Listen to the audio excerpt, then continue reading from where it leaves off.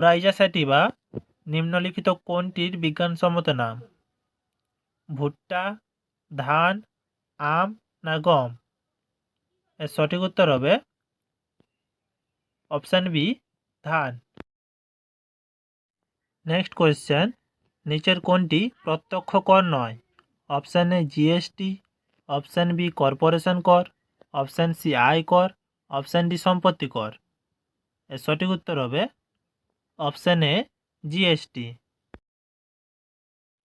Next question, নিম্নলিখিতদের মধ্যে কোনটি তরল ধাতুর উদাহরণ?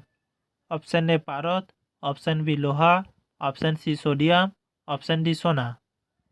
এর সঠিক উত্তর হবে অপশান এ পারদ। নেক্সট কোয়েশ্চেন, ক্যান্ডি শব্দটি কোন খেলার সঙ্গে সম্পর্কিত? গল্ফ, বাস্কেটবল, ক্রিকেট না লন টেনিস?